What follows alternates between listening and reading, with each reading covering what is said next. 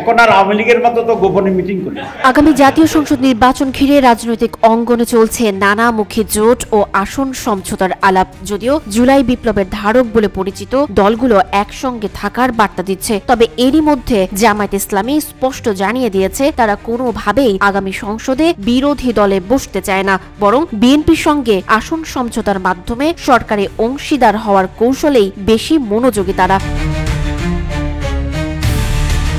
নির্বাচন সামনে রেখে বিএনপি ও জামায়াত ইসলামী এখন আনুষ্ঠানিকভাবে ঘনিষ্ঠ হচ্ছে, এমনটাই জানিয়েছে নির্ভরযোগ্য সূত্র। প্রকাশ্যে একে অপরের সমালোচনা করলেও আড়ালে চলছে সম্ভাব্য আসন সমঝোতা ও ক্ষমতা ভাগাভাগির প্রস্তুতি। সূত্র বলছে, নানা সাংগঠনিক ও বাস্তব কারণে জামায়াত কোনোভাবেই বিরোধী দলে বসতে চায় না। গত ১.৫ দশকে আওয়ামী লীগের দমন নীতি, মামলা ও আর্থিক ক্ষতির কারণে দলটি সরকারের বাইরে থাকা অবস্থায় ভোগ করেছে চরম রাজনৈতিক সংকট। তাই এবার তারা যে কোনো ভাবে ক্ষমতার অংশীদার হতে চায়।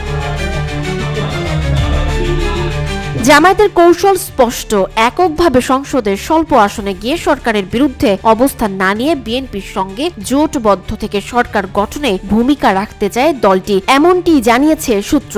৪ দলীয় জোট সরকারের মতো ক্যাবিনেটেও অংশ নিতে আগ্রহী জামায়াতের নীতি নির্ধারণী মহল।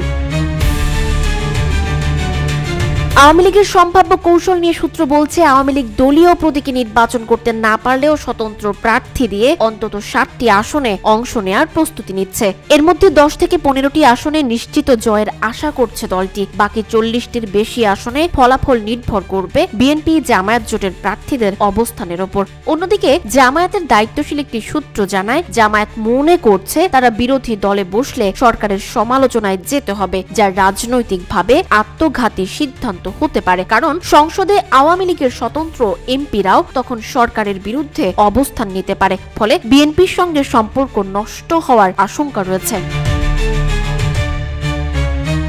জামায়াত ইসলামীর নায়েবে আমির ডক্টর সৈয়দ আব্দুল্লাহ মোহাম্মদ তাহির বলেন, জাতীয় পার্টি ফ্যাসিস্ট হাসিনাকে ক্ষমতায় রাখতে সহযোগিতা করেছে। জনগণ তাদের আর দেখতে চায় না। আওয়ামী লীগ স্বতন্ত্র প্রার্থী দিয়ে জিতবে বলে যারা মনে করছেন তারা ভুল করছে। জনগণ ছদ্মবেশী আওয়ামী লীগারদের চিনতে ভুল করবে না, এমনটি মন্তব্য করেন তিনি।